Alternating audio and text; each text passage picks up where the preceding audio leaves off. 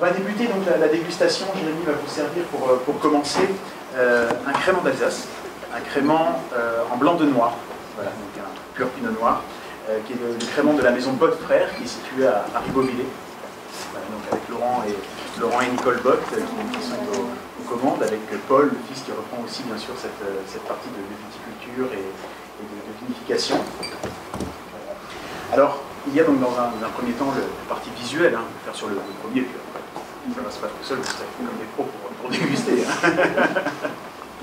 Voilà, donc pour la partie visuelle, donc on analyse déjà sur un crément, bien sûr, sa robe qu'on retrouve là sur des notes jaune pâle, légèrement dorées, des reflets argentés qu'on retrouve sur ce vin. On voit également beaucoup de brillance, d'éclat, hein. On voit vraiment un vin transparent qui reflète très bien la lumière. Alors, le deuxième élément très important, bien sûr, sur le crément, c'est la bulle. Et on voit cette bulle qui est extrêmement fine, qui est assez rapide, hein, qui monte en colonne de la base du verre jusqu'à la surface, avec une rapidité et beaucoup de tempo, hein, dans cette régularité. Ce qu'on attend d'un crément, c'est un vin d'apéritif, ou un vin de plat, bien sûr, hein, mais on peut l'imaginer tout à fait en apéritif. Et donc, on recherche aussi à ce moment-là un petit peu de fraîcheur, éveiller les papilles, rechercher justement cette explosivité, cette fraîcheur et cette gourmandise pour commencer.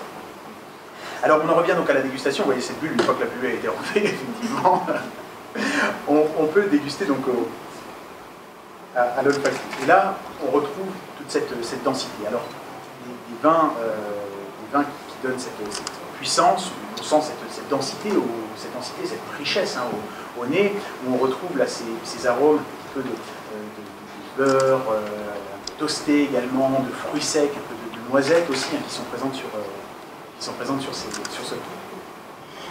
Alors, pour la bouche, là, on ressent par rapport à des créments de pinot blanc, des créments d'auxerrois, des créments de chardonnay, là on sent la puissance.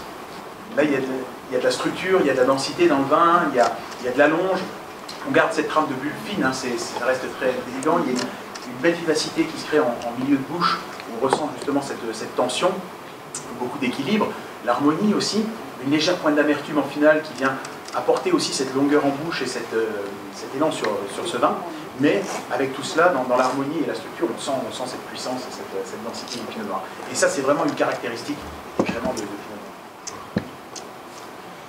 Alors, moi, pour les accords mésévins, pour ce type de crément, j'en parlais sur l'apéritif, on peut le décliner tout simplement avec des gougères au minster frais, hein, pour rester dans la thématique de l'Alsace. On peut même imaginer une volaille fermière, hein, sur un plat après, hein, puisque on a évoqué la puissance, la richesse de ce crément. On peut tout à fait parler d'une volaille fermière, juste pochée. Hein. On va préférer toujours une volaille pochée à une volaille rôtie quand on parle de vin blanc en termes d'accord sur les volailles. On peut également retrouver des poissons avec des chairs un peu marquées sur des bars, par exemple un joli bar de ligne, hein, qu'on peut retrouver. On peut même aller dans un petit peu d'exotisme aussi, voilà, si on travaille avec un peu de wakame, cette algue qui donne naturellement le goût du sésame dans cela. Et on retrouve là tout à fait des accords, et on se rend compte que là on peut lier un petit peu sur l'ensemble d'un repas avec ce type de produit.